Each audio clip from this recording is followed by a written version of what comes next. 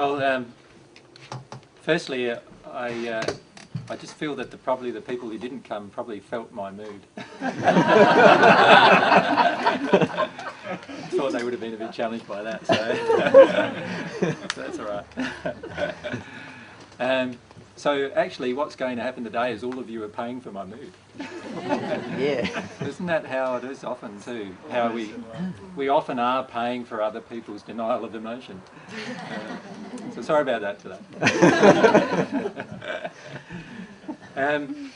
What I thought we'd do first today is you may have had some questions rise last night that you feel that you could have asked Corny and didn't. So what I thought we'd do firstly is just to open the discussion up again for you to ask Corny questions, and then once that's done, I can go sit way out of the way. He wants to retire,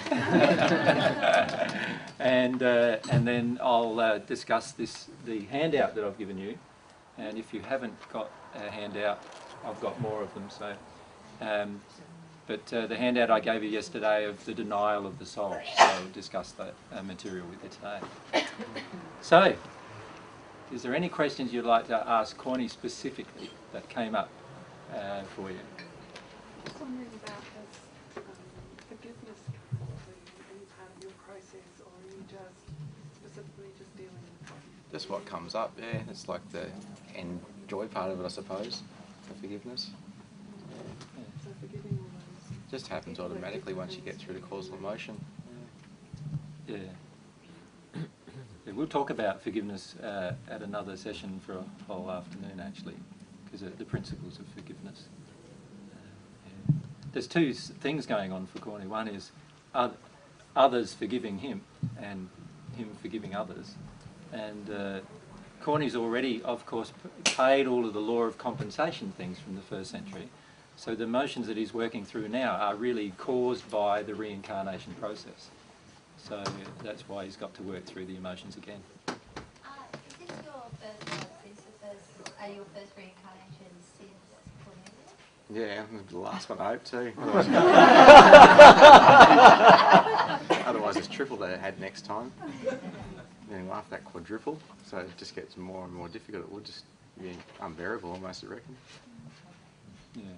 This is why the current principles of reincarnation as taught by other philosophies are obviously not true, because at each point of reincarnation you incarnate into parents who already have damage. All of your memories from all of your life go then through those emotional damages, which just add each time, to your emotional damage that you have to work through. And it would become, if you were reincarnating into the world as it is today, it would become unbearable.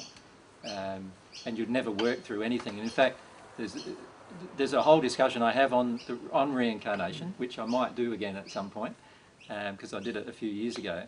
But the teachings of reincarnation as they are proposed today by the majority of people have a lot of untruths in them, and they also have a lot of unloving things about them as well. And once you understand what really happens at reincarnation, you can see why that's the case. So. Did both or either of you know about the process of reincarnation before you came into this lifetime? I have no memory of that stuff yet, and if I had I wouldn't come back probably. So, but for the purpose of coming back, I suppose, in truth, it's really good. That way they're just trying to help people understand, you know, everybody has that power within them. It's just to generate it, it's by removing all the errors. Most people don't understand how powerful they are and how loved they are as well. They're actually something, they're not nothing. No matter what condition you're already currently in, you're always something and can be loved. It's so possible. It's just there, it's just waiting for you. I do remember the choices that were made beforehand, and I do remember actually planning out the majority of this life. But your viewpoint in the 22nd sphere is totally different than your viewpoint when you're here. Right? So your viewpoint there is like, oh, nothing is impossible, everything's fine, we're going to get through this, no worries at all, that kind of viewpoint. And when you arrive, obviously, and you get hit with all of the emotions, now it's a different matter altogether. And so many of the 14 have been really, really overwhelmed. with their emotion as a result. And I've had times myself where I've felt like absolutely hopeless with regard to, you know, getting through everything that I know I need to get through.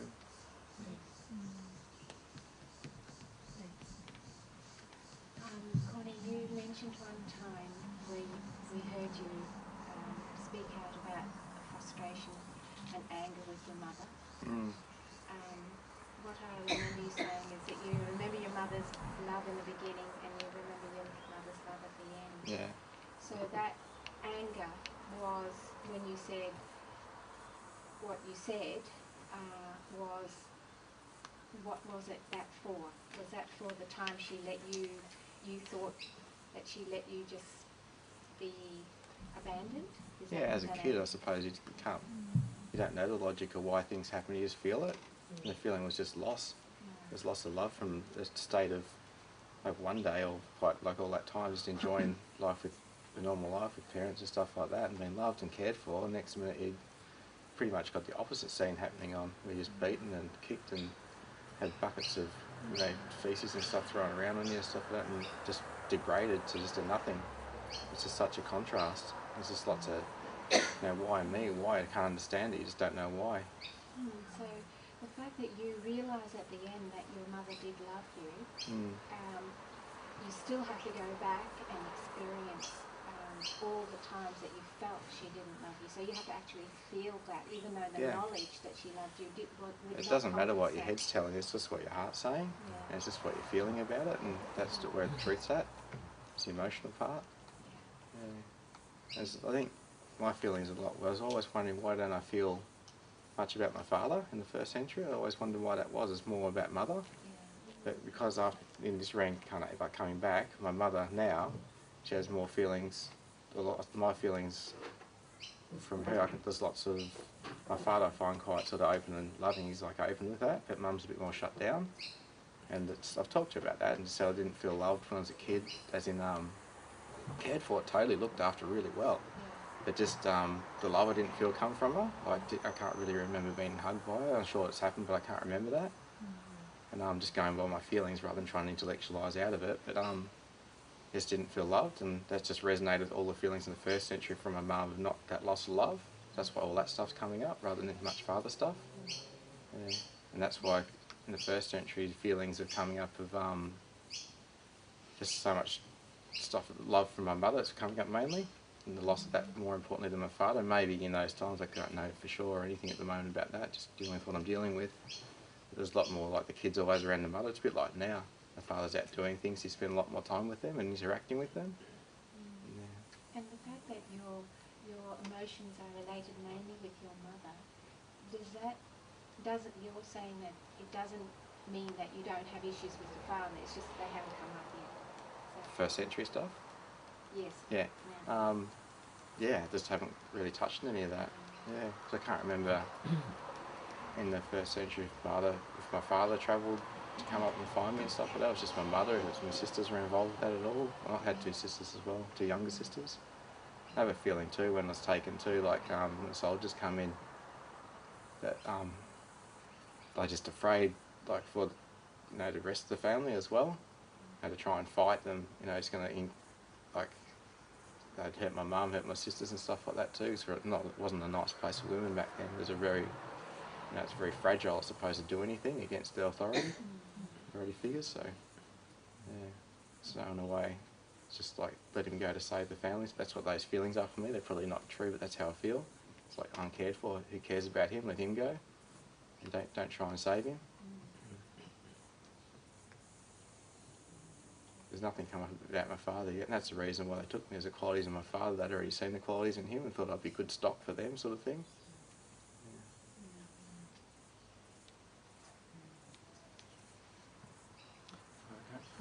Once before, Corny, when I was talking to you, you mentioned that you hadn't had any experiences of divine love in this lifetime. As far as I know, no. And you haven't had any since? Not as far as I know. AJ believes so, but I'm so shut down to receiving it here that at the moment too, so I don't know any difference.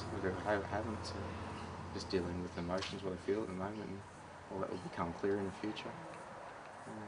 I guess logically, I guess I probably have, but No, just not open to noticing it, I suppose.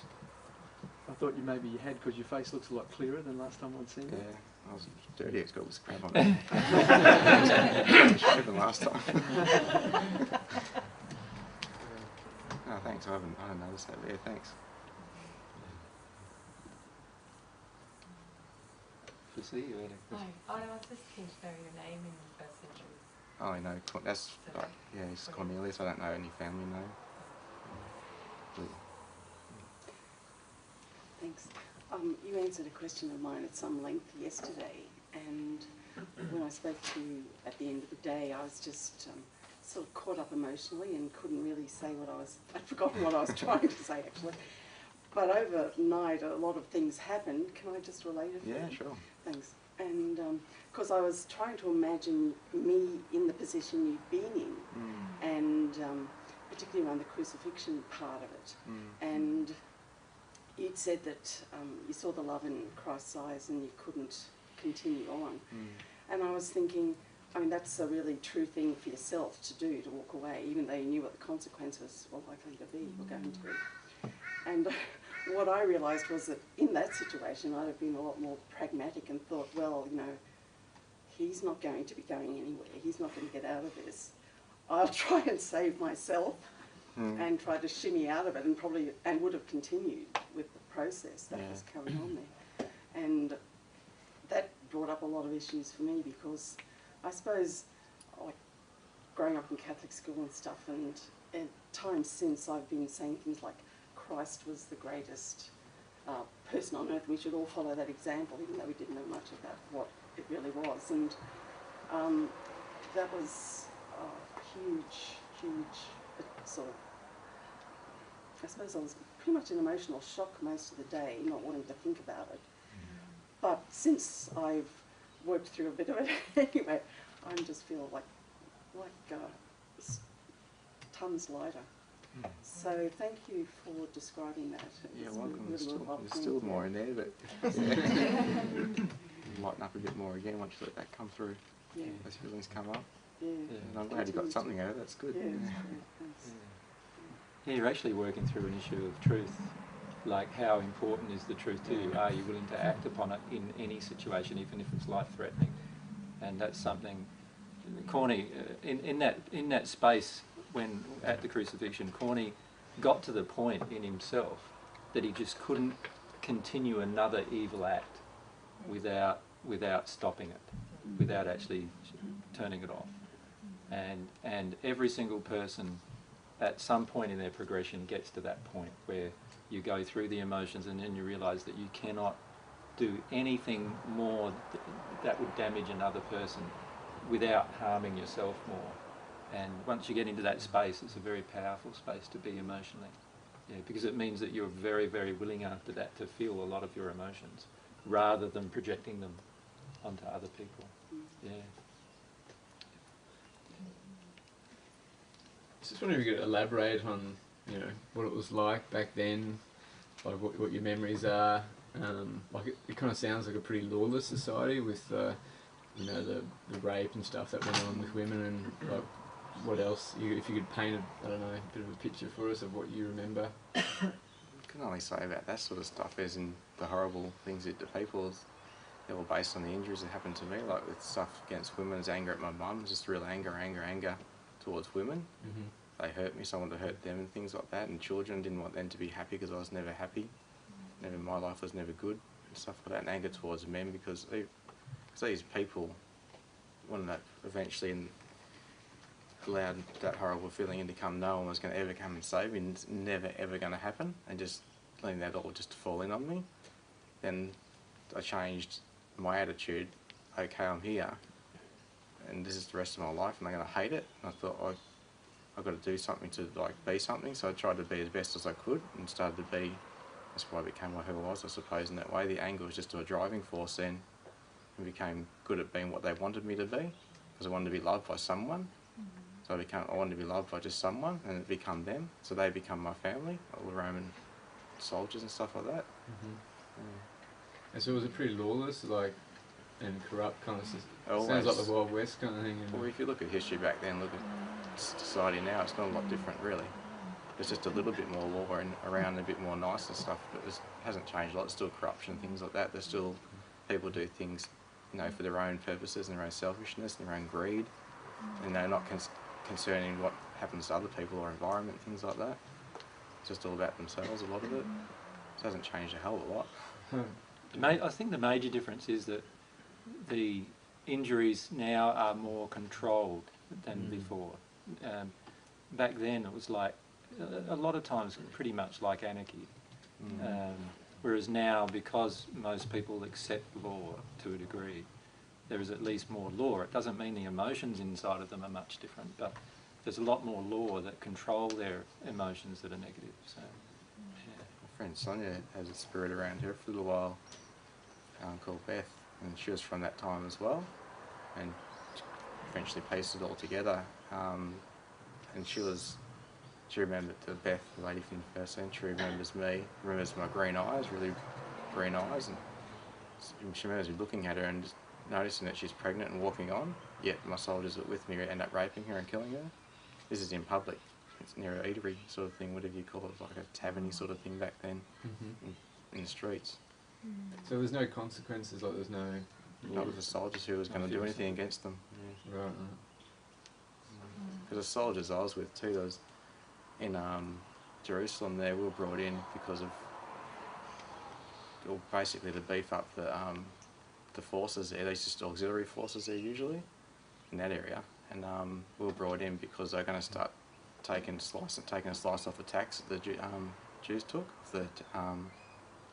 It's a revenue they took every year off the, I can't remember what it's for. The temple tax. Temple tax, yeah. They took a slice. The guy, Sejanus, sort of, he's going to take a slice off that, and he didn't want any. It was non-negotiable, so he didn't want any uprisings about it. So we were brought in, we were like crack sort of troops, sort of things, if you want to call it that. Called the Italian band, actually. Yeah. Yeah. It's like elite forces kind of thing. Yeah, the more well-trained troops sort of thing came in, and were actually on the direct command of pilot. Didn't have to go through anybody else. So whatever he said, he knew what was going on. That's what we were brought in for at that same time, actually. That's why I was there. It wasn't because of what Jesus was there for, but just because of that political situation at the time. You know, greed, corruption. Yeah. They just needed to back it up with some troops. Yeah. Thank you. Connie was quite well off. Like he had servants as well, and he had a house, and so I was going to say I was almost at the end of my time too. There's 20-something years he's got to serve before he can actually get out, which you usually get killed before then. Yeah. And I was getting close to the end of my time to go too, so like you said there, I could have just, you know, kept my feelings shut down everything who I was, and just gone on and just corrupted myself more, or stood up and stayed in my truth. There's two choices: just, you know, do the years out and be hating everything I was doing, or stand up.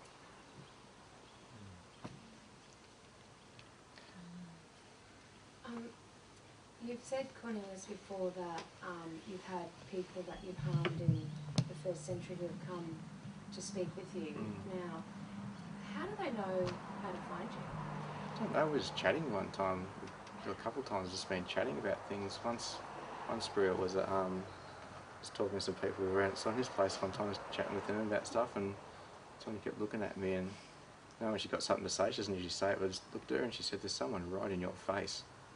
And I'm going, she's saying like they're right there. And I said, okay, like what's the attraction? I just didn't know if it's somebody that's wanted to know something or what it was about. And she said that he's just so angry with you, he's like touching your face and can't understand. So, and he's trying to hit me and swipe me, and she's like, why won't you die?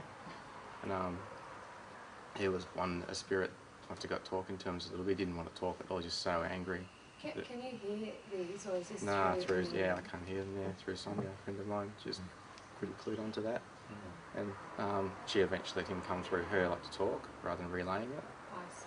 And he was angry at me. He was there when I was killed. He just couldn't understand how I was back, like, alive again, sort of thing, on Earth.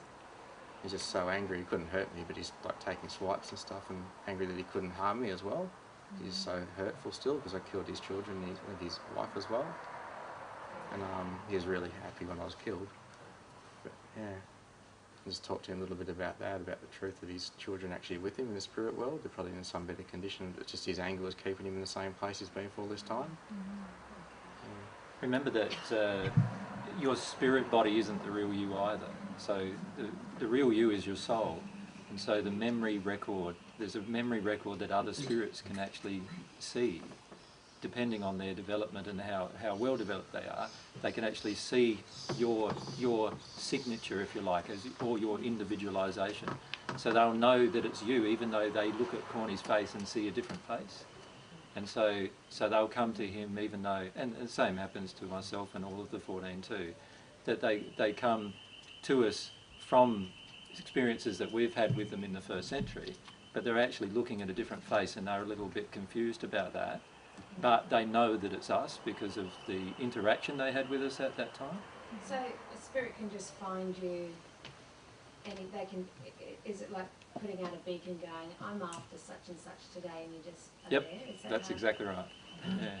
Okay. Sometimes our thoughts, because twice it's happened with, once I was talking to a lady, it's more in a natural love sort of belief in reincarnation, old theory sort of stuff, and she had some sexual abuse, a lot of sexual abuse stuff happened to her when she was younger, and I'm just talking to her one day and I could feel like there's so much anger, and I was bringing up some stuff and I felt like the anger was directed at me, and I just felt really uncomfortable about it. When I went home, I was just writing in my diary and just trying to get a bit more into the feeling, and I'm sleeping home, just going down my stairs, and it's just dawned on me, like, I wonder if I'd harmed somebody in the, like, I must have harmed so many people. I wonder if there's still people still in that position. I thought 2,000 years, you think, I think they'd move on sort of thing, like they'd actually progress a little bit.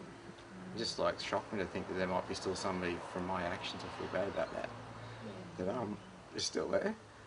And so I ended up speaking to, I think, ended up talking to Natalie, which is over in England at the time. She was quite good at her mediumship then, and emailed her and asked her if she could ask her guide if there's anybody that's there. And she said there was, and we decided to connect up on Skype, just do a talk over the internet. She's going to channel over the internet to me.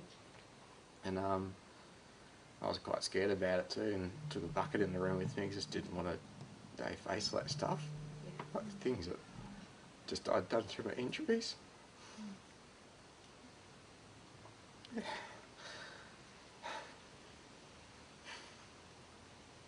I just have so much self-loathing about maybe people like to believe in reincarnation and take on some nice thing, don't they?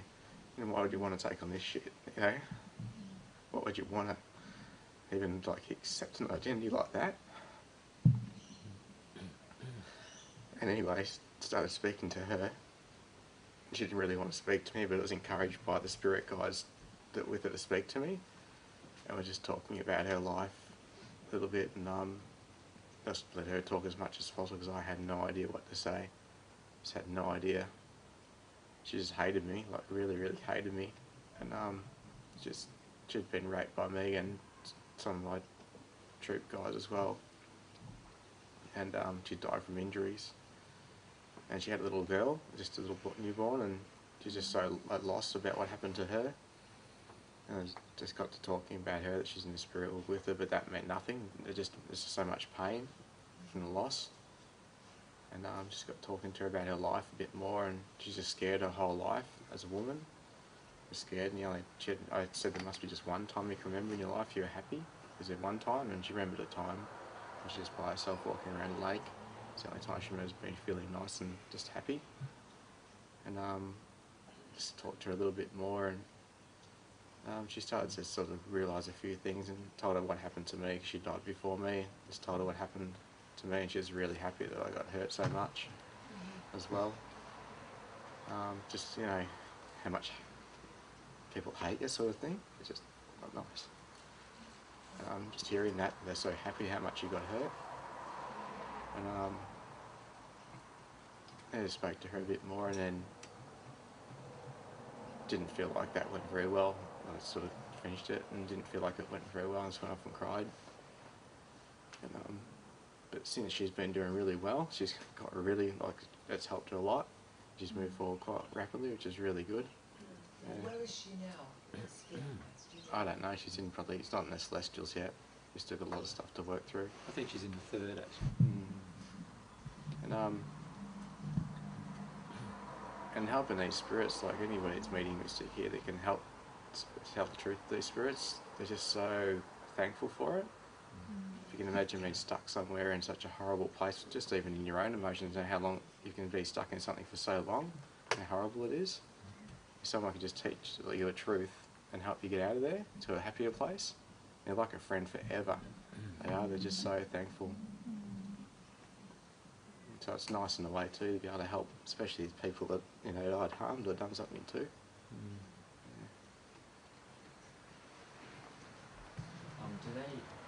Can they actually harm you? If, how you're saying that she was trying to touch you, can they actually, because you've got a spirit body, can they touch you and harm you in that way? I couldn't feel anything, so, and I think there's a band of spirits around me that don't allow that too. But the truth is they can harm you, particularly with their emotions and your emotions. So if your emotions are in sympathy with their emotions, they can harm you through that connection. So it's more emotional thing. They can do physical things to you because of that emotional thing. So they could even do things like cause you to go into self-harm, for example, or cause. So a lot of these so-called psychotic behaviours that occur on Earth today are all usually related to spirit attachments affecting the person on Earth. So yeah. I've got a friend who experiences schizophrenia. Yeah. And he often talks about like he calls them spirit. Sort of latching onto him and drawing energy out of his That's head what they do, yeah. He's aware of that, that's good. Yeah. And they draw energy out of you emotionally, like it's to do with your emotional condition, and that's why the energy flows out of you to them. So, but yeah, they can certainly harm you. And they can also cause major physical damage to your body, even your own death. Is there something you can do, like put up something to do with the emotion? Yourself? Yeah, deal with the emotion, like we've been saying. So there's no attraction then? There's no attraction,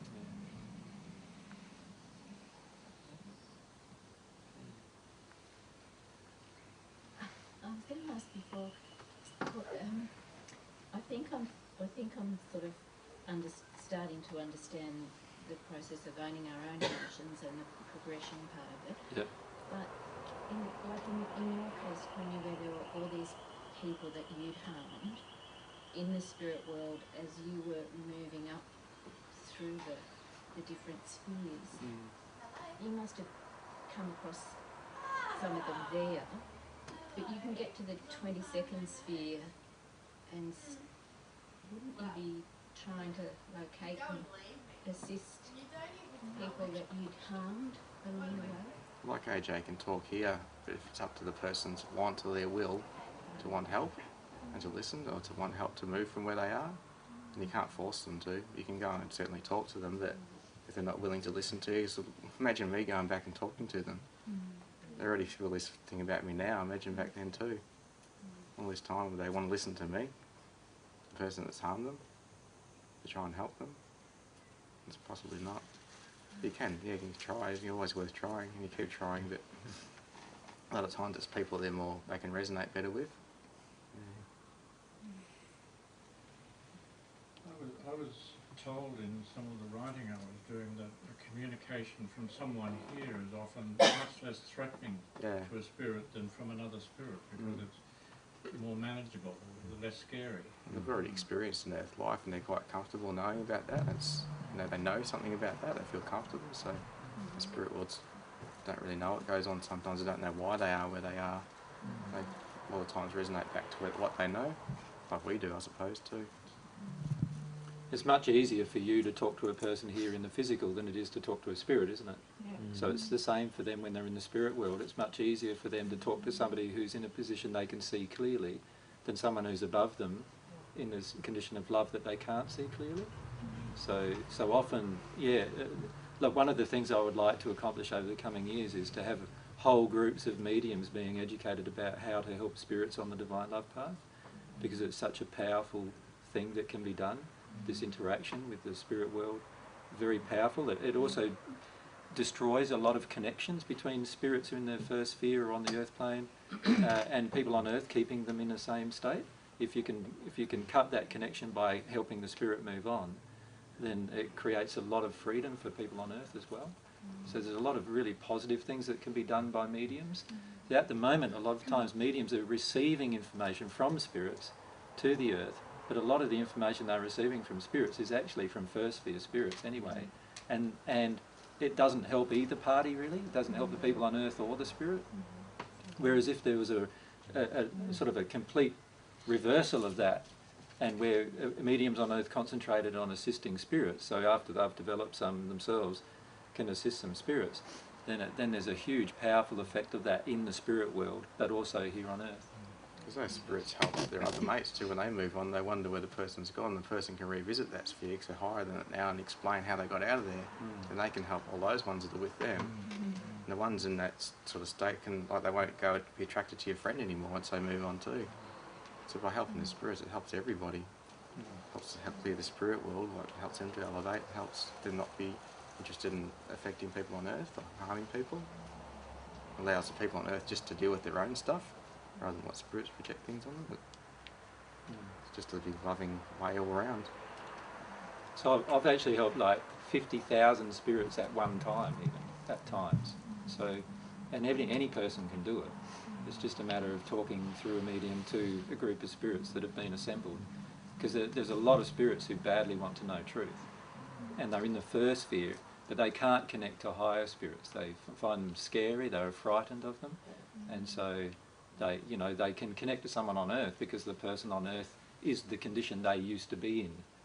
So it's something that they can still relate to.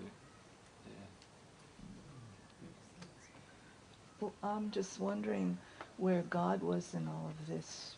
You know, like, it just seems like you're born into this horrible existence. Like, was there a plan before you guys came down that you agreed to, and a meaning to it? God's know? Always in the same place all the time. What? God's always in the same place all the time, just whether we're not going to be wanting to be with God. They want to have a desire for God. God doesn't disappear.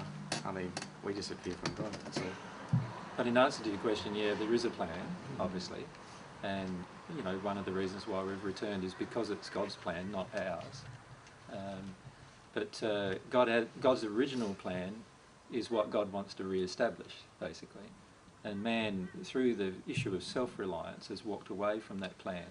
And so if we can re-establish God-reliance in a person's attitude and life, then what happens is that a lot of these errors and badness and all this evil that we experience and all these really sad emotions and grieving emotions and all this pain that we're experiencing, the next generations of people will never ever need to even experience them.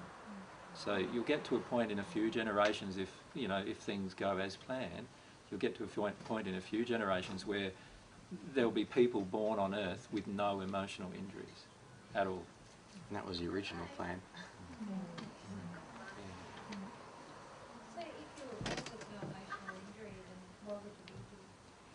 And yeah, there's a common concept that we come here to work through emotional injuries, but that's not true. We came. The physical is the you could call it the nursery of the soul, and so God's original intention was that the nursery of the soul was perfect, just like all other parts of His universe, and it still is perfect, but harmed by man's choice to walk away from God. But these injuries of the soul create the imperfections that we see in the universe around us. If we can allow ourselves to work through those injuries, then what happens is everything comes very, very clear very rapidly. So God's intention was to have the earth free of injuries, but every person, remember the point of incarnation is not to pay for karma, but the point of incarnation is to get individualization, is to actually become consciously aware of yourself as an emotional being. So that's the point of incarnation. And that's what this physical universe accomplishes. The actual individualization of each one of us.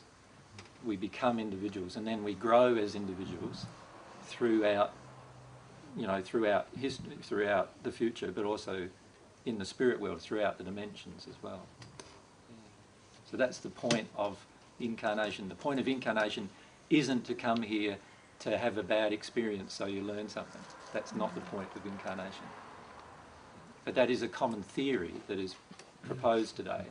When you think about it, it's not a very loving theory, is it?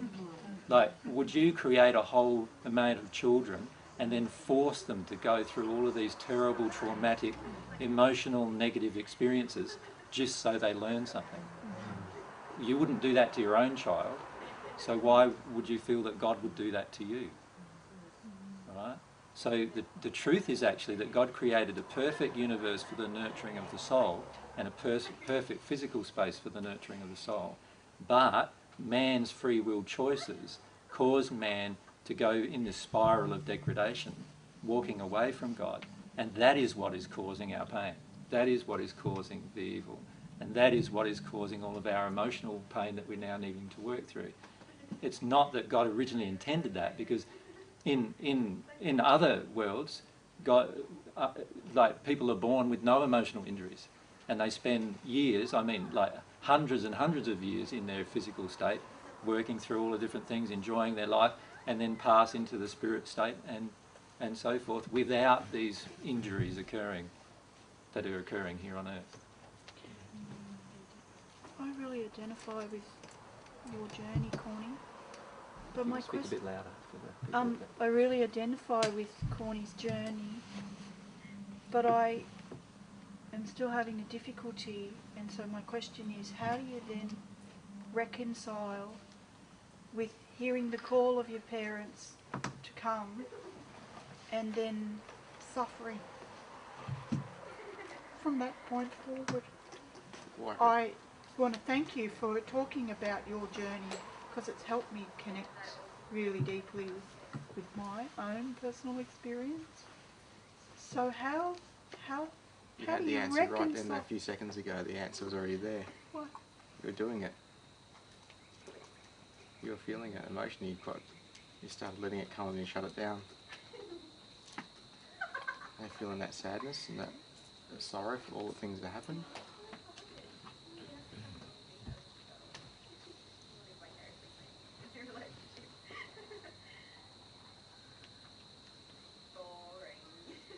It's interesting listening to the other person's conversation. I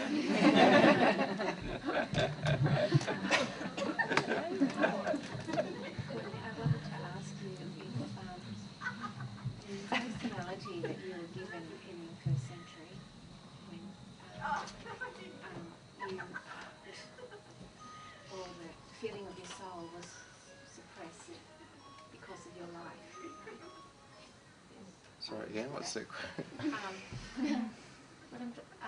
what I'm saying is, because of what I understand, when we don't know what our real desires and personality are, because our soul is covered with all sorts of things, we can't quite reach the true who you are. You've worked through that now from first century to 22nd sphere, and you've come back. In that time that you've worked through it, do you get to experience all that personality? And yeah, there's a lot of things I noticed from a personality in the first century. It must have been a lot of courage, I think, and then I ask actually God a lot of times to please show me the courage I must know that's a part of me, to help me try and face some of these emotions that I need to face, to try and just remove them, like you say, to try and find the true self. You need to remove the stuff that's covering all that.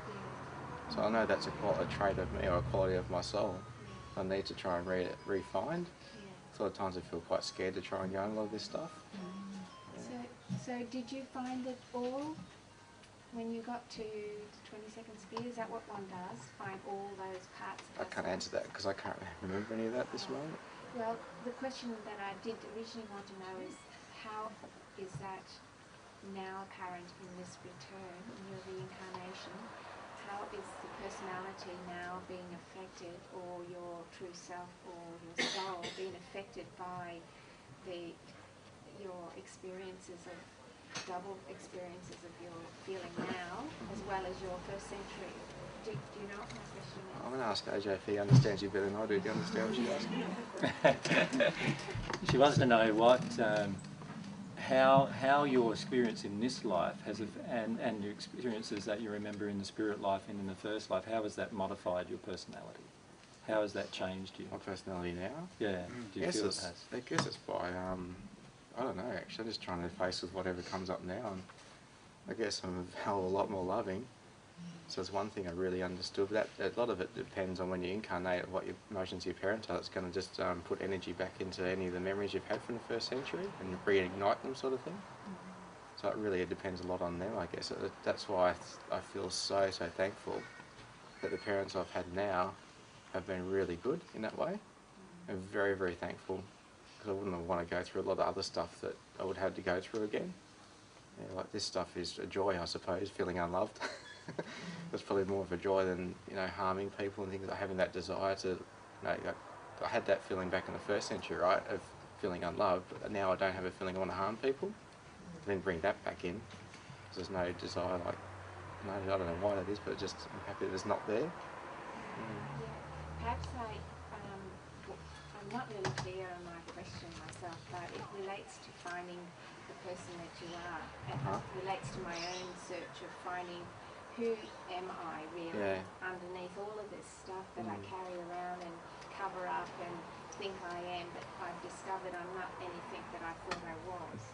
In fact, I haven't got a clue. Your answer's in your question too. It's all the things that are covering it. Yeah. Yeah. So once you start removing all those things, that, you know, all the fakeness that we all feel like we have to be and should be, and everybody expects us to be, all that fake stuff, all that crap that's on the surface, all the mud. Once you start washing all that off, we can actually see who we are, truly. Yeah. So. But you're trying to intellectually know who you are before you experience it emotionally. So this is why you want to ask the question. You want to ask the question because you want to know who you are and whether who you are is going to be not good enough for what you can see. Like, you're worried about whether it's going to be good enough or whether you're going to be ashamed of who you are in the end. Or so go into those feelings. So go into those feelings, yeah. Feeling just afraid of what's going to happen when you start standing in your own truth, and all these feelings are going to be, you know, have to be faced. What's going to happen? Just go to the fears of all those. But the truth is, you will find who you are once you've released all of the injuries. Yeah. So a lot of times we define ourselves by our injuries, don't we? Like, you know, we think we're a certain type of person because of what we're doing. But in reality, a lot of times the person we believe ourselves to be is not the real us. It's just the us added with some injuries. And the injuries might be there to make us feel a bit more powerful, or make us to feel a bit more feminine or masculine, or whatever it is that we're missing within ourselves. And so what we do is we focus on the injuries and we hold on to them for dear life sometimes. And the key is just to not hold on to anything like that, just to let yourself release these emotions, because you'll find your true self once you do that. You don't have to go looking for it, but just if you act in truth, it will reveal it automatically. Once you start accepting the truth about things emotionally, it'll start, you know, get down to the cause of why you're even there, and those horrible things that aren't, you know, part of you really. And then it'll start revealing. Once you go through that emotionally, it just reveals who you are. You just don't go looking in here. Any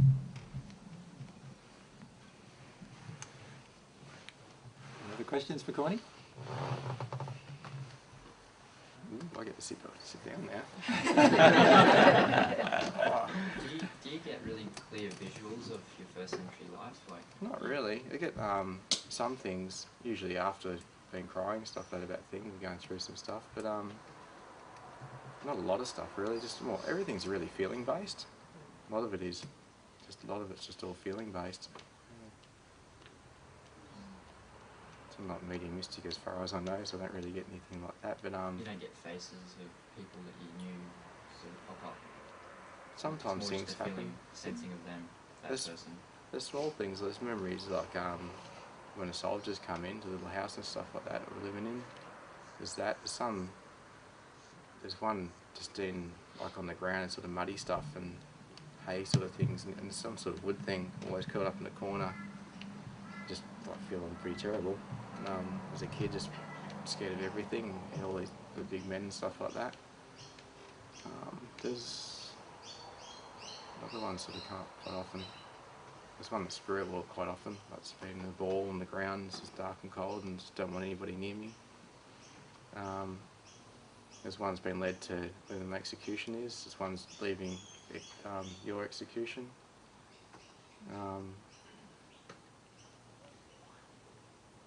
Yeah, there's just a lot of things I've gone through though, emotionally too, and some are still to continue through. Some of those just come with the feelings when the feeling starts coming up, and you go through all the sadness that's involved with those and the grief. That's things just sort of come up. Nothing before. So all of the 14 have had this experience, or most of them, that they can't remember anything at all until they start processing emotion. And then they start remembering things. And then as they're processing more and more emotion, it's a bit like you with your childhood, if you had an abusive childhood or things like that. You'll have blocked away all sorts of whole groups of your life. And all you need to do is allow the emotions to become present. And what will happen is you'll remember those events straight, soon after that. But obviously, if the emotions are really traumatic, it can take some time for you to actually allow yourself to experience those emotions and allow the pictures that those emotions bring to enter you and come into your mind. So the majority of the 14 are still struggling with that process because because most of our memories from the first century are quite traumatic. I remember mother's eyes too, and being pinned on the ground. You just sort of see between legs, like just see her look down below the legs and try and see me, because there's lots of people sort of still watching.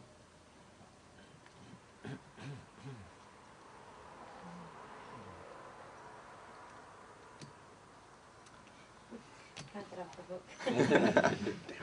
David, how old were you when you first started dealing with the emotions enough to get your first bits of idea that you were Cornelius? I didn't want to even go anywhere down that track. So I didn't even I heard about this 14 and thought it was just a pack of elitist idiots sort of thing, really. Excuse myself, for you. It's all right. I just didn't. I thought it was all religious stuff or whatever, because most of them were like religious characters, which I didn't really like. And I think one of the ladies asked, sitting around once, and she was curious to know who the others were and stuff, and she's asking questions. She asked if she was one, if somebody else there was one, and then the question came to me if I was one, and he sort of said yeah, because he can't not lie, and by his feelings, and I kind of wasn't really surprised. I didn't want to tell anybody else that, and just let it be for a while, sort of thing. Didn't really take any credence of it, and I think the pivotal moment, I think, with everything was around Tanya's. We were having dinner there one night when you were over, and I was relaying to AJ some story of sort of saying, split up with a girlfriend. I was explaining to her my feelings about something that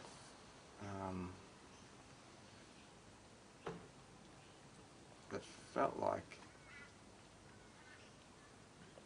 I was explaining a story. I don't know why. It was something to do with our relationship, but I was explaining this story. It feels like we're together, me and her, sort of thing, and somebody had said something bad about me, or somebody else that wanted her had said something against me to put her off me, and then there's somebody in power too, and that person in power, it was something that was life, whatever I was supposed to have done. It put me in a really bad spot where I was actually killed for it, and she was like hurt against whatever I'd done, like hated me for it, or it was right against me, so I didn't sort of, it hurt her seeing me die, but it's not her. Can't explain it really.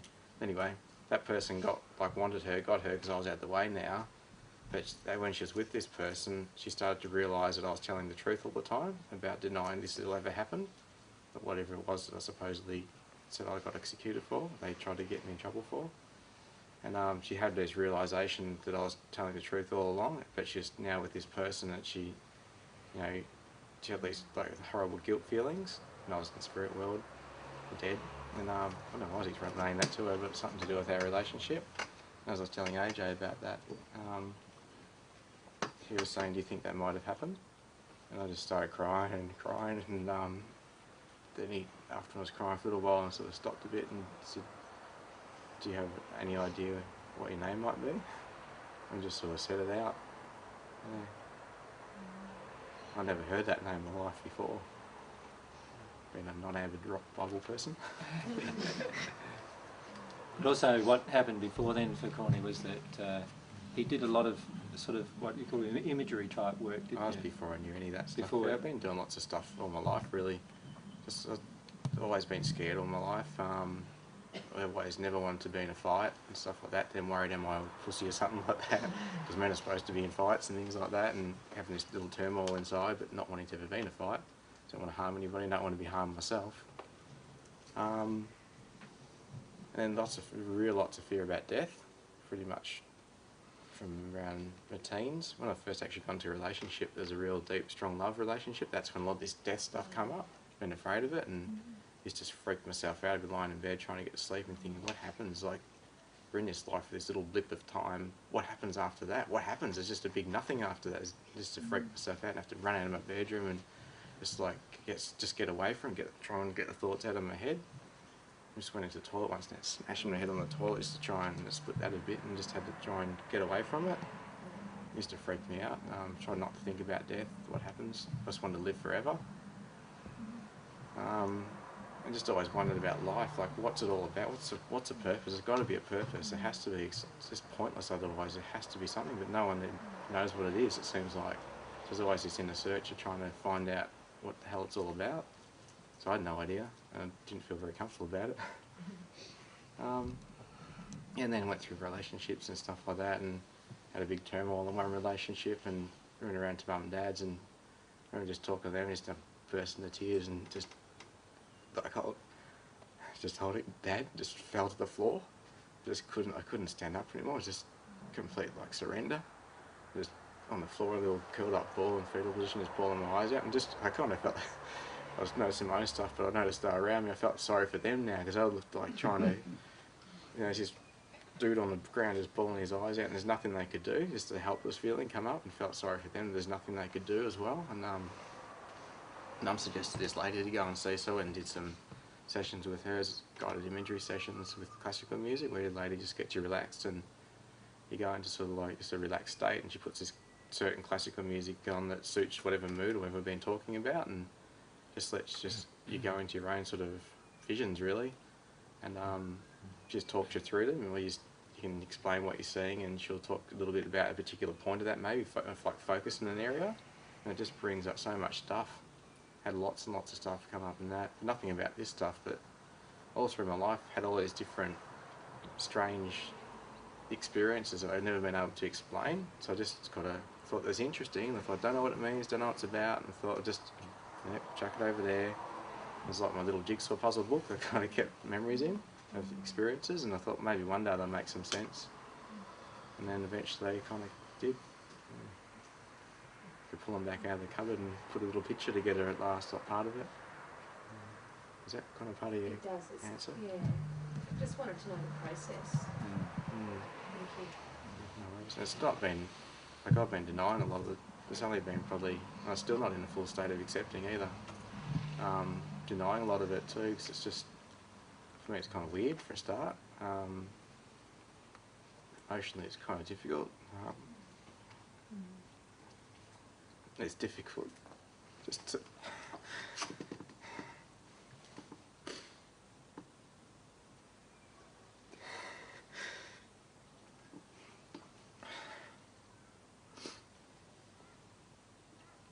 just brings up all those feelings again of being hated by everybody, because the funny thing, I'm not getting them. Like, you guys are fine and stuff, but to express it in truth again out to the world, just to like friends, family and stuff like that. Some of my family know and some of my friends know, but to express it fully, it feels like being rejected again, because it's all kind of weird. So there's a lot of avoidance because of that. Not like it's going to bring up that emotion. There's a lot of other things I guess in it too. What it all means, I'm scared to even look at the big picture of it all, what it means.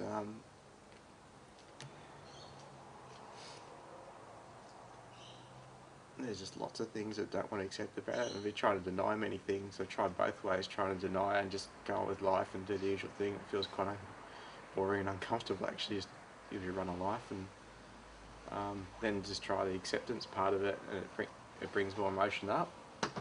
And so just try to stick on that track, whatever sort of makes things bring emotion up works, otherwise I just feel shut down, and it feels really uncomfortable too, so I'd rather go with discomfort and get through that, the emotional part of it, and it brings a lot more joy than the just denying, just this constant discomfort. It's just going with what's kind of working at the moment. and try and refute it if things come up and think, must be spirit influence, and try and look at like how it could be, like sort of react, what's my emotions as that, how would I attract that, and try and look down that avenue to try and push it away as well. And that hasn't really given any answers either, unfortunately, as in to try and push it away. I'd like it to be gone away. Just pushing through, I suppose, and just see what happens. So I don't know. It does bring up a lot of stuff that still needs to come up, so if that's in me, it's in me, so it needs to come up. Listening to all of that, I feel like, although, I mean, I thought I'd reincarnated, but haven't, but I feel that even in this life, I'm going through the same process, and I guess everyone is, of just moving through what's there. Yeah. You'll eventually find the truth anyway, once you do that process, just going down the emotional track and will expose the truth. Yeah. There's a lot of time I went to, after looking, not knowing, after being scared of death and stuff, and started looking at, this new agey sort of stuff and see what they sort of thought about things. I had no faith in religions or anything telling me much, and so I kind of went down that track looking at that, and then the reincarnation, and once I heard about that, I thought that's kind of okay. I suppose it maybe helps take a bit of the fear of death away. That's just covering up what I was feeling in the end, and but it didn't make sense to me after a while. Like, why would people keep coming back for? Like, what's the purpose? There's got to be a purpose. There always has to be a purpose. Does it help you get any better? Does it improve? Are you happier? Or, I couldn't understand this cycle of unhappiness it seemed to be. People talk, and everybody that seemed to talk about reincarnation was always, somebody. But why wasn't somebody just a shitty street sweeper from 3,000 years ago or something like that? No one was that, were they? They're not. They just they're all just like an ego-based sort of thing. Always trying to feel good about themselves or trying to promote a feeling that they don't have already. So I can sort of start to see now that a lot of that was based on that. It was actually covering up a lot of people's emotional injuries. When I spoke to different people that think they're reincarnated sort of thing, I could sort of start seeing behind the emotions that they had already in them after knowing them for a little while. You start to see what they're covering up with that. And I thought, okay. And it didn't make sense to me too, because I tried to use his model of the spheres to try and use the reincarnation keep coming back theory. And I couldn't find, there's one thing I could not find in that, and that was that there was no love in that process. I couldn't find it. There had to be love, that had to fit in there somewhere. And so being just strong and believing in that love is, it's the link that binds the universe together. I couldn't find it in that process, so I thought, it can't be then. Like, okay, I have to try and go on your version. But, just went with that and had a lot more love involved in it, so I had a lot more truth involved in it then too. I've used that a lot now to try and determine what's truth, and just looking at does it contain love in it, and not just my version, because their own versions are tainted. And just look at it, and just really look at it. Does it really contain love? To try and find some truth. So I like to listen to a lot of what things people have said, but just listen to it, but only start taking on a bit more if it does have a lot of love and truth in it. So I like to try and go on different avenues. Looked at Taoism, looked at Buddhism and stuff like that, and just different avenues of I was looking all over the place, just trying to find something. Looking at crystals and all this sort of healing stuff, Reiki, all that sort of stuff, and just trying to find any different any avenue I could find to try and find some truth somewhere in the universe, in the world. Just trying to find some happiness and peace. And it's only when I met John, he's doing those classes, all this stuff come up, and it was quite confronting, a lot of the stuff. Because it confronted a lot of things I'd taken on to cover my stuff up, like to cover fears and things, and I never really took those on fully either because they didn't gel for some reason. But a lot of this stuff about, it just makes sense. Just feel it. It just makes sense. Unfortunately, then there's a 14 part you've got to try and have a look at for me. If it's just a general life, great. You'll stop there. You can just continue on with that. Then there's all this other stuff coming up now too. With, being reincarnated, and I just threw that theory out the window about the old ones. So it's kind of feel like a little crazy sometimes about that. You don't know where you're without it. And sometimes it just feels like a load of crap, and other times it makes complete sense. The reincarnation part, sort of thing. And then again, you have to look. I keep having to go back. Where's the love in it? Okay, look at that process again. This is always, if you want to find some truth, keep looking for that love. So go hand in hand. It's really wonderful, Corny, that you're here. Because you're such a courageous man to be speaking your truth. And that's so valued to me personally, because my law of attraction over a long period of time has attracted lots of crappy men who didn't have courage, who didn't have what you are embodying, your journey. And that being here, experiencing your warmth and your goodness and the courage that you're showing by sharing your journey, that is so affirming for me. It just profound. I don't even understand how to say the words of how much it affects me to see you speak your words and tell your journey and show your courage, and it's... Thank you. No, thank you. But you have to be open to it, so I'm still thanking you. So feeling it, I mean, you have to be open to feeling it, you're feeling it, so thank you. I feel it. Because I'm shit scared, I'm afraid, I'm really scared. Courageous men are just so wonderful. I'm scared like all you guys are too. I'm getting more courageous men, more wonderful men in my life, and it's wonderful. It's wonderful that the law of attraction changes and that, you know, you guys aren't bad guys anymore.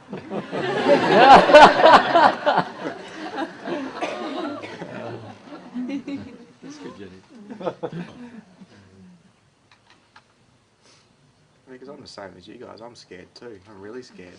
A lot of stuff I've got to face, just like you guys. Now we all use, AJ will probably go into that soon, about denial tools that we all seem to use to try and cover up the fears. So we don't have to go to these places that we're afraid of and just see our true selves and see the ugliness inside of ourselves that we don't want to look at. It's not the true us anyway, it's just the parts that have just been infected really. Just need cleaning and healing. So I'm scared like you guys. Spirit world. In the spirit world, yeah.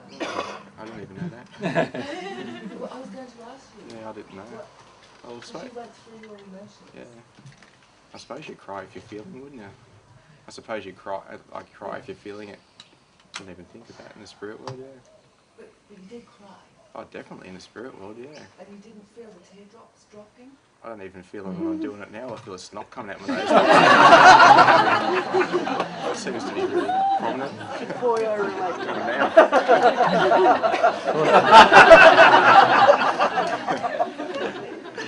So yours is longer. That's what I meant, sleeves. It's not a hanky. I don't put that in your pocket.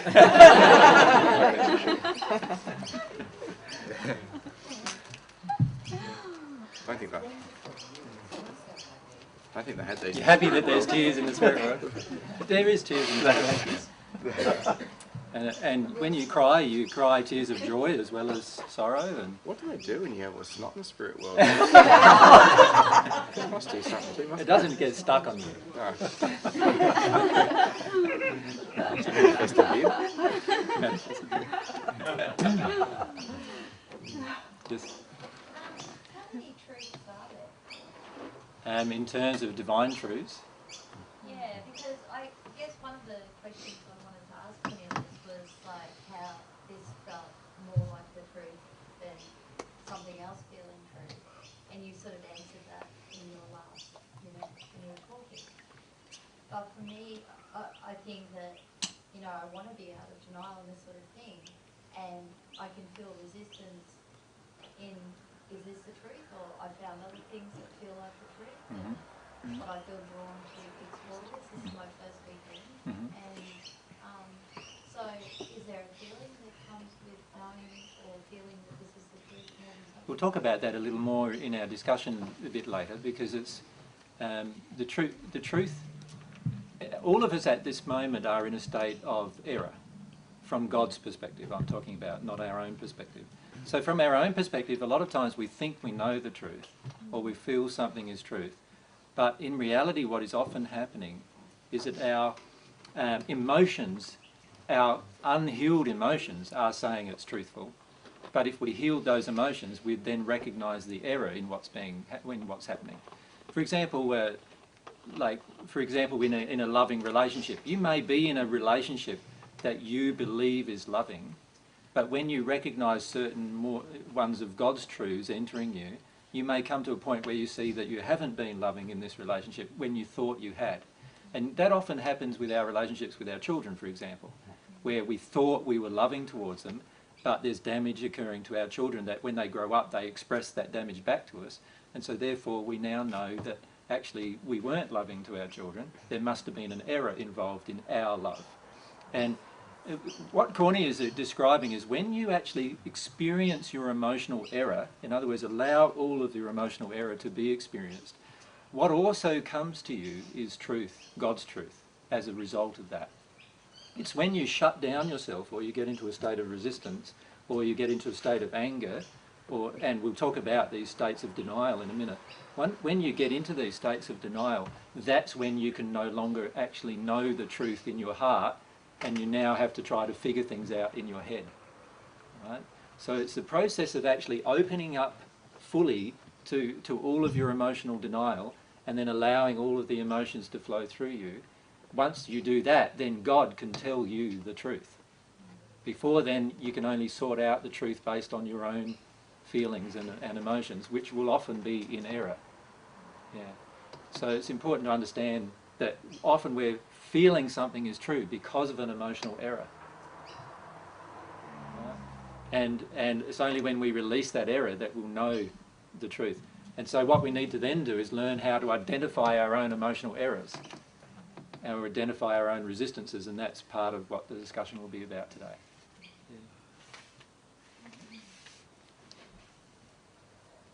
Yeah. Any more questions for the man? Going once? I want him to stay for a sec, because there were some things that, there's some qualities inside of Cornelius that I haven't mentioned from the first century. And when I first heard from him, we had an interaction where I actually heard from one of his servants. One of his servants came to me and said, my master wants you to heal another servant of his. And I asked about who the master of this servant was, and it was Cornelius. And Cornelius had sent this servant to ask me whether I could heal his other servant. And I asked him, well, why didn't Cornelius come himself? And the explanation that Cornelius gave me through his servant was that he knew that he was in power over people, and he knew that he could send people on his behalf to get things done rather than him personally having to do it. And so he felt that I must be able to do the same thing. And it was actually true. And I actually made a comment to the crowd that was with me at the time that I've never seen as much faith in a person as this man who I'd not yet actually spoken to, which was actually Cornelius. So one of the things that caused Cornelius to change, besides the love that he experienced inside of his soul, was actually the faith that he had about how things work in terms of being able to trust that healings could occur, for example. And so his servant was healed that day. I didn't go there to heal his servant. All I did was ask my father to heal his servant, and he was healed that day. And that was one of the things that also built Cornelius's trust in the message that I was teaching at the time. So even though we had not had a personal interaction, I already knew quite a lot about him from those interactions that I'd had, watching him in the distance, being present at some discussions, but also in that interaction with healing his servant. How did Cornelius know that you healed a servant if you weren't there? That's what I'm saying. He didn't know, but he felt that would be the case. I see. Yeah. So, and because of his faith, that actually is what could occur. And there was very little of that kind of faith even in amongst the Jews at that particular time. Yeah. So.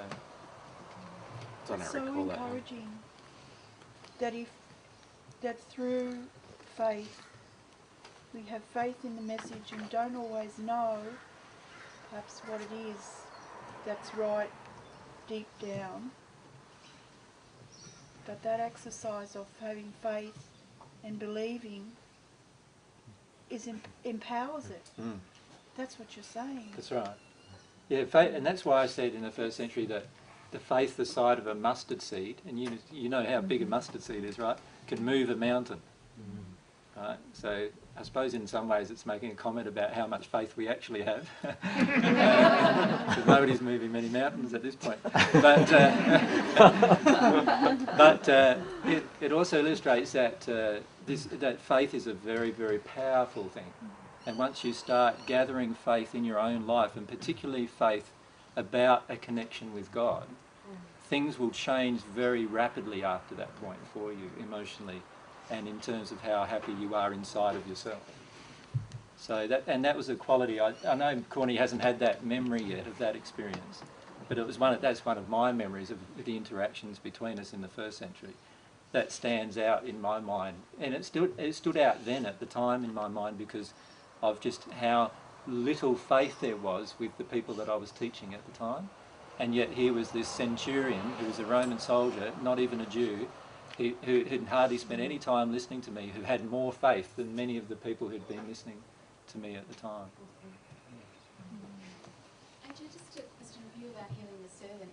Like, if all illness is emotionally based, how is it that you or we can heal other people when isn't it about emotionally processing and taking the physical illness? I mentioned a bit about this yesterday.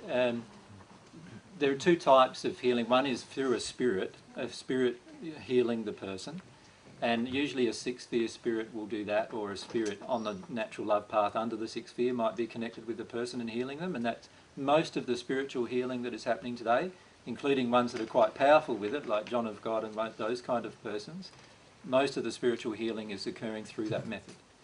There's no spiritual healing occurring in the method that I used in the first century at this point. And that spiritual healing is when you become at one with God, basically because of that connection with God, you can direct God can direct her energy or her love through you to heal anyone you choose, as long as that person is open to dealing with their emotions that created that injury. So wouldn't the physical healing happening through your healing or our healing, doesn't the emotional processing have to come first before the physical? No, just the willingness to experience the emotion has to come first. Yeah, because remember, God doesn't expect you, if you're connecting to God in the divine love way, God doesn't expect you to go through the law of compensation anymore. Remember, I've talked about this a few times already, that actually what happens is that God's grace now passes through you once you enter that relationship. And what that means then is that you do not have to experience all of the pains and sufferings that go along with the emotional healing. You just need to be open to do that. You need to be open to experience the emotion of it.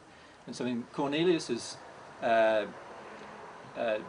servant's case, Cornelius's faith had affected his whole household, and his servants who looked after him, and cooked for him and did all of those kind of things for him. They all were very much enthused by Cornelius's own enthusiasm for the truth. And so what happened was that because of that, they all had faith in the divine message, the message of truth that I was presenting.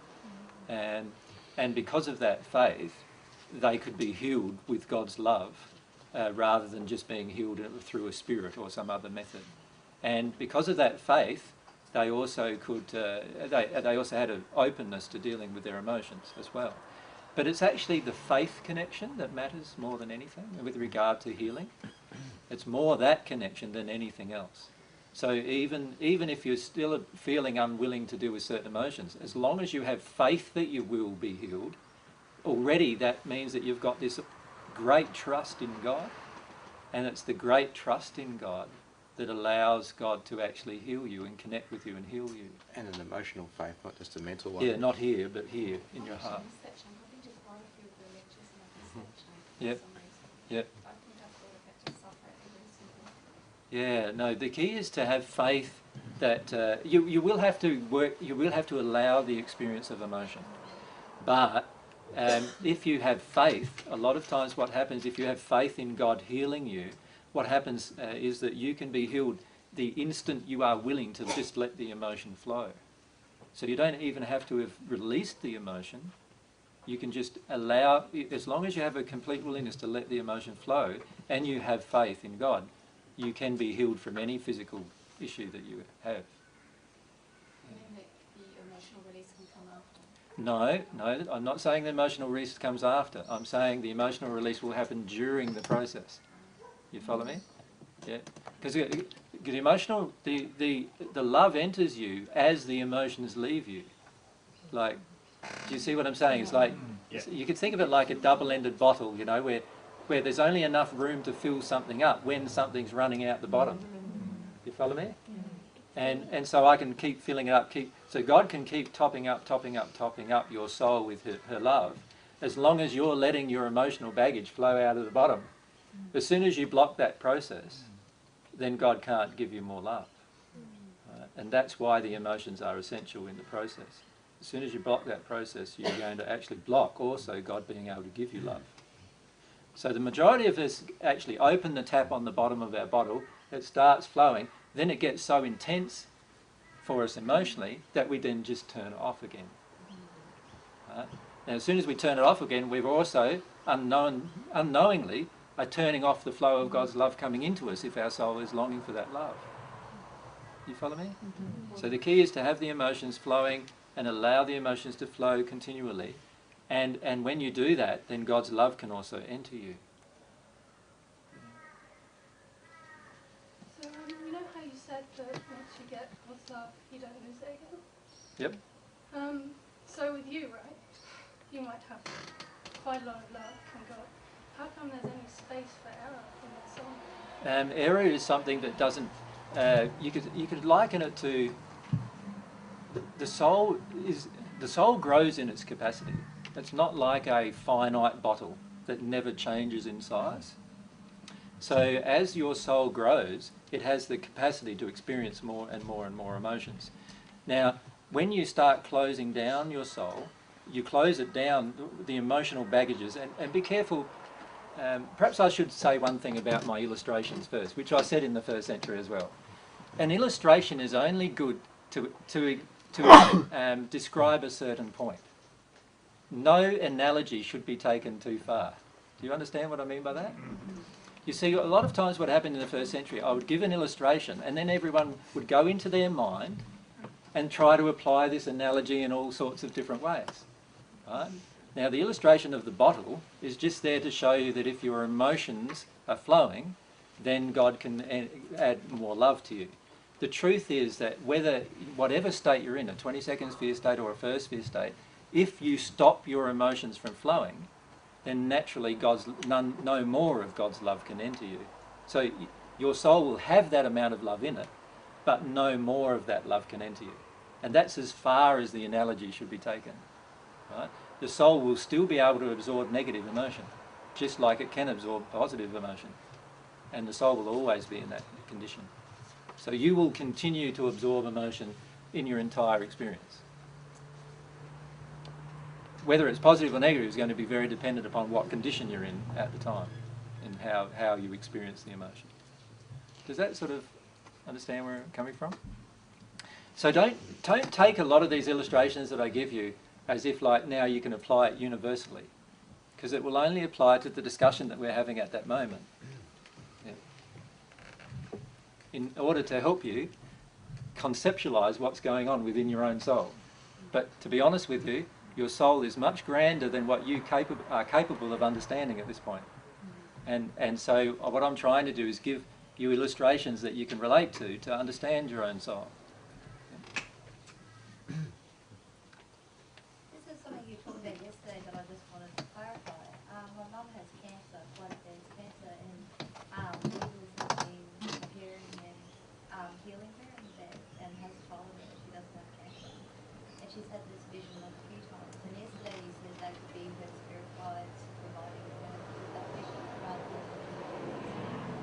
Sorry, I didn't hear the vision she was having. Oh, Jesus is standing at the end of the bed Yeah. and has been healing her in various lives.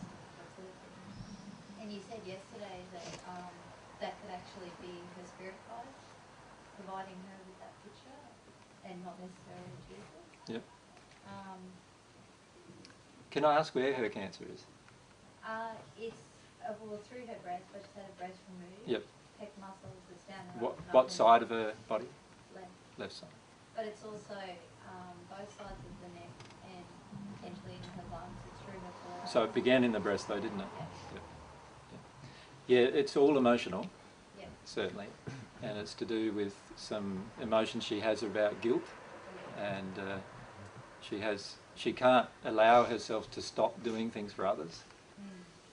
Even now that she's got cancer, she's still doing things for others, and that's what's creating her illness. Now, the truth is that from God's perspective, we don't have any illness because that illness is of our own creation. So we need to understand that although it's real and it does have certain feelings associated with the pain and so forth, it's of our own creation, and we need to understand that. Now, spirits can certainly help her and heal her, but not while this emotion exists within her that's creating the illness. So no matter how much healing energy is given to her, what will happen is that she will still, unless she deals with the emotion and releases the emotion, she will still continue to create the illness. Yeah. And I think, she's very aware of that, but it's just... She's aware of it intellectually, but unwilling to face the emotions that create the illness. Yeah. And so what she's looking for is a solution to her pain, but not yet willing to look at the emotional cause of what's going on within herself. Yeah. I mean to experience that emotion. Yeah. So, I've actually tried to talk to her about exactly that. Yeah. And there's just there's a no, like you say, intellectual knowing, but just doesn't want to go there, and I guess she's wearing the consequences of that. She is. And there's a part of her that does want to pass as well. She said that as well. Yeah. And that's preventing her from accepting any emotional truth about the issue as well. Yeah. So the key is to, at some point demonstrate to her that whether she passes or not, she will still need to deal with the emotion. Because this emotion will plague her when she passes. And if she'd be far better off to deal with it now, or deal with as much of it that she can now, rather than waiting until she passes. But she sort of has this viewpoint that all the pain will be over when she passes, and that's not true either. And it's a false belief she's holding on to in her exhaustion. Yeah. Sorry? I'll pass it on. Yeah. I don't know if it'll have much effect on her at the moment because it's to do with her own willingness to face her own emotional issue. Yeah. But the healing energy certainly can come from a spirit, but it won't be a divine love spirit who's healing her, except in the moments that she displays faith. And in those moments it will be a divine love spirit. She can, a spirit who's practicing the divine love path is a higher spirit than the natural love spirits. And then, they would heal her. Yeah. But at the moment she's being healed by some natural love spirits, and they're creating faith because of her faith in Jesus. So they create her faith by actually projecting an image of myself to her, and that makes her get into a state of faith where they can then heal her. Does that make sense? But they can only partially heal her because she's not willing to deal with or address the emotions. Yeah. I got an email recently about a Hawaiian shaman Yep. who catalysed the healing of a whole ward of criminally insane people without interacting with them. He just looked at their files, read all the stories about their horrific behaviour, looked at their photos and apologised to them and said, "I love you," over and over and over. They didn't seem to have any active participation in this process. They were all healed. When you say they didn't have any active participation in the process, not apparently, but yeah, be careful of determining or trying to separate the spirit life experience from the earth life experience.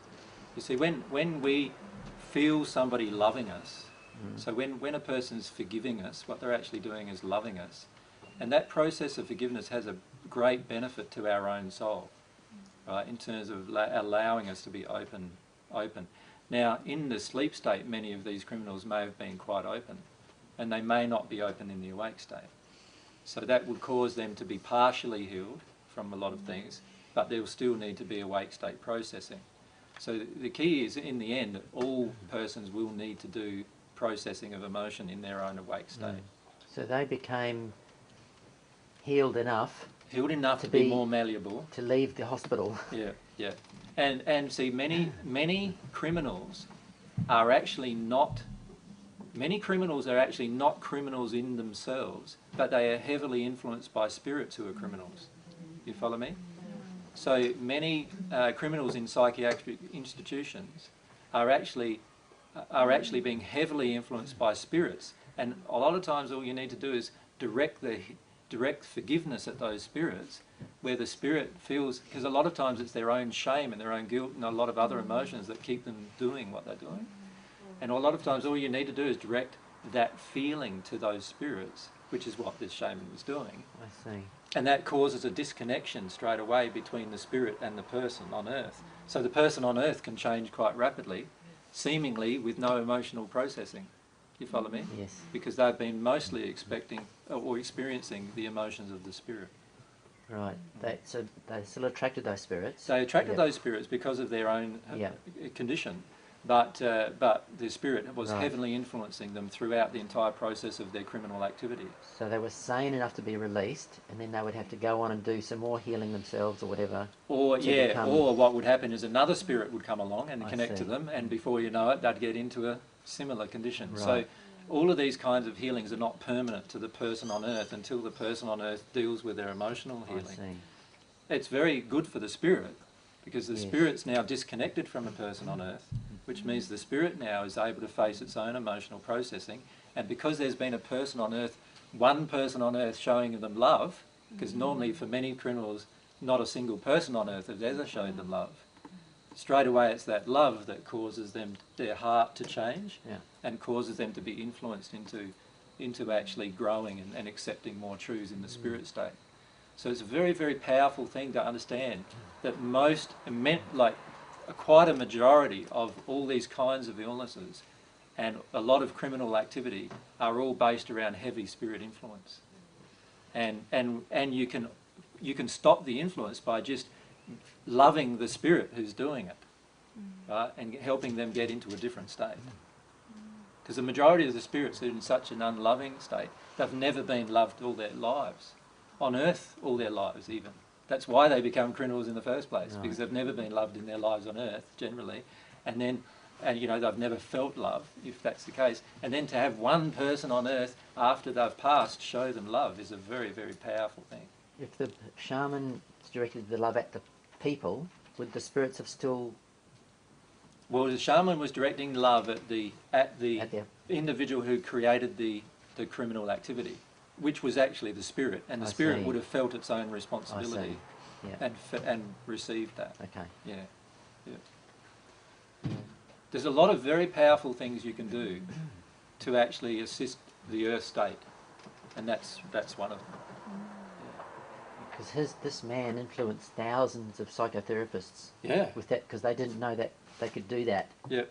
So it's had quite a big effect on that whole professional. And would have even more effect if they knew what they were doing with regard to the spirit attachment. Right. Yeah.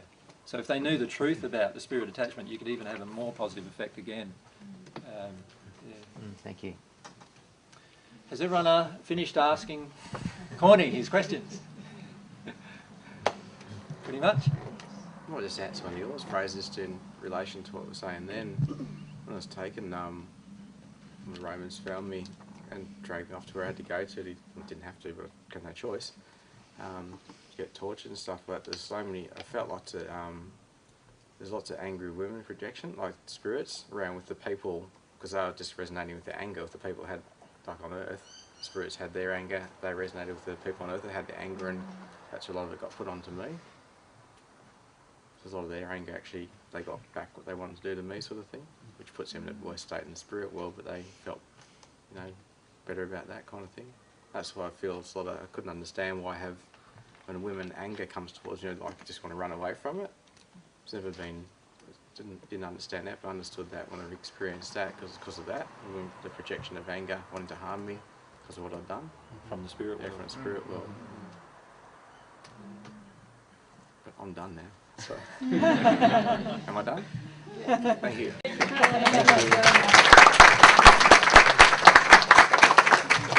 I think it's probably appropriate time to have a break. Yeah. And then we'll just have a short, sort of hour-long maybe discussion. So everyone has a handout of the denial of the soul. Is that right? Yep. Okay, good.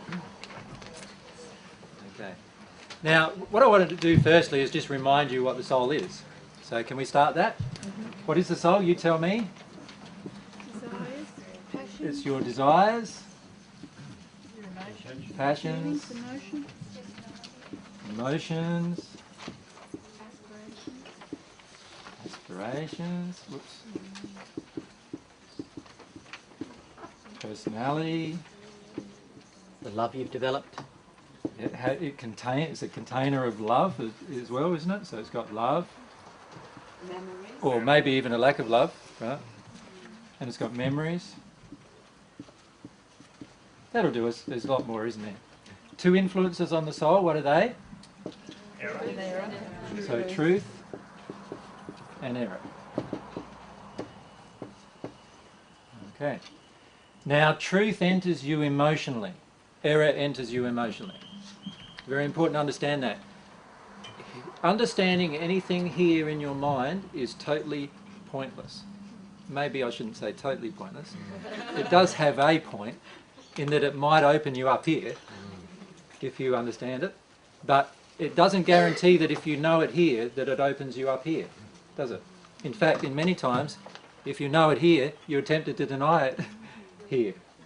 So the majority of times what happens with this is we tell ourselves, one of the denials that we have is we tell ourselves, I already know that, when in reality, emotionally, we have not got it yet.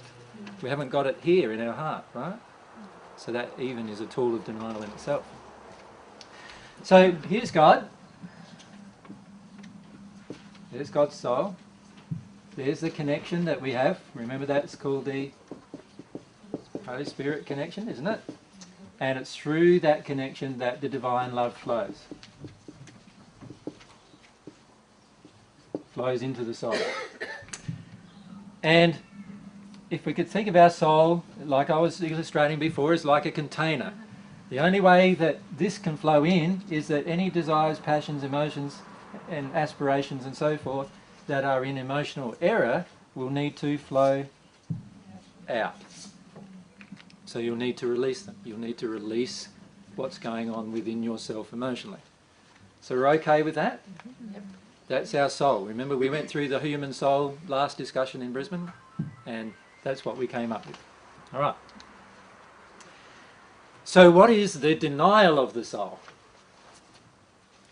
Well, firstly, we need to understand that our soul creates everything.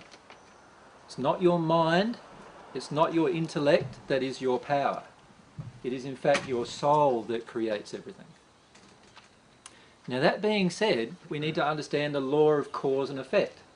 The law of cause and effect is that every single thing that's happening in my life right now is created by a cause that is inside of my soul. So all of the nice things that happen to you, they are created by causes inside of your soul that are harmonious with love. And all the not so nice things that happen to you are created by causes that are within your soul that are not harmonious with love. Does that make sense? So if we want to become more and more closer to God, then what we will need to do is release from us the causes which are all emotional within us that cause us to stay away from God. Now the problem is that the majority of us are very resistive to that process. Very resistive to that process. That process is going to mean our soul, this soul, So just take God away from the picture for a moment. Take those truth and error influences away. This soul is going to have to experience all of its held emotion, all of its frozen emotion. So that means every single emotion from the moment you were conceived, or the moment you incarnated, you could say, till now, every emotion that you have not fully experienced has been locked up inside of you and will need to be experienced. And if you're in a state of full openness to your own soul, that will just flow out of you like a child. So what does a child do? If it's sad, it cries. If it's angry, it stops. If it's if it's joyful, what does it do? So can you see there's an instant response? Does it have to work out what to do? No. Does it even analyse what it's doing? No. So this is where you will get in the end, into that same state, where you're not analysing a single thing you're doing, you're not looking at what you're doing all the time, rather you're just feeling upon feeling upon feeling, emotion upon emotion upon emotion. And because you've released all of the ones that were error-based,